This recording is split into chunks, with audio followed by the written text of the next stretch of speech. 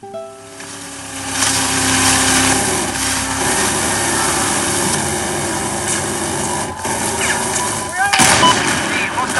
when you get to the where we are now, like the last shivering 2 weeks before the games comes out, you can imagine what kind of tension that will bring to the team members. All the passion comes to this epic crescendo when it actually goes out to the gamers, to the consumers.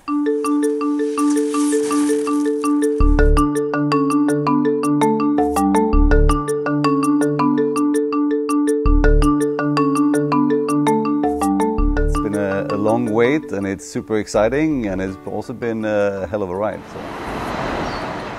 On a cool autumn day in Stockholm, Sweden, the employees of Digital Illusions Creative Entertainment, or DICE, a video game company here, are preparing for one of the most important days of their professional careers.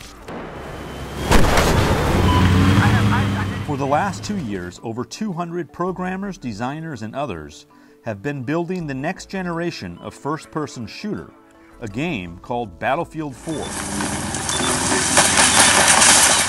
The beautiful landscape, the setting, as the wind changes, the leaves starts flying around, trees gets knocked over, the helicopters bring up the dust all around you. It's one immersive battlefield that we've never been able to do before.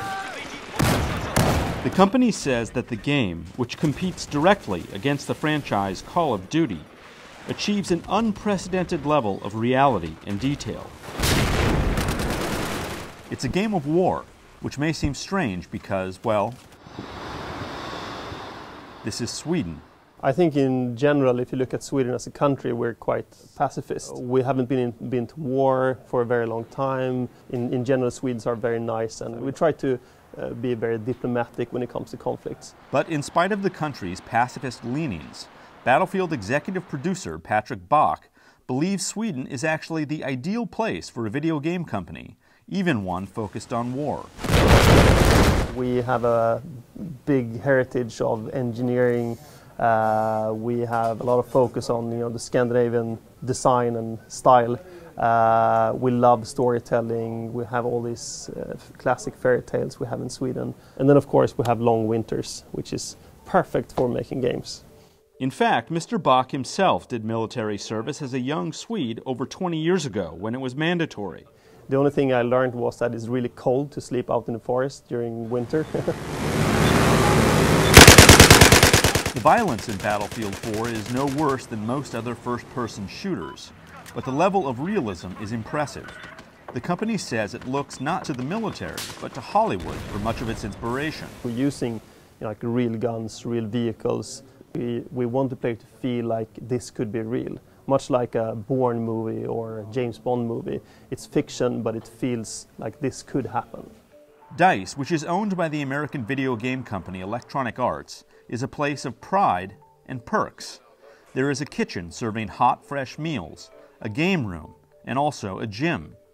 And then there's the view of Stockholm. What you can see here is Gamla Stan, it's the old town of Stockholm. And then on our other side, this is actually where the Stockholm archipelago just starts. And then if you head out, that's where you go into the beautiful, all the islands out in the archipelago. It may not be a coincidence that the name of the company is DICE.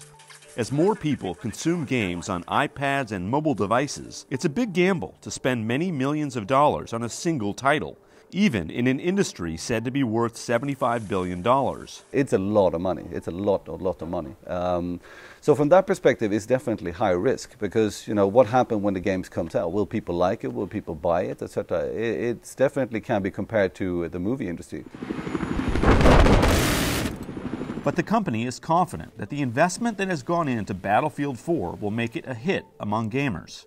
And with both Microsoft and Sony soon releasing new consoles, fresh energy will be injected into the high-end video game market. We are creators of entertainment. In the future where we go, it's not platform locked. So actually, naysayers go away. I actually look at the future in a very, very bright way.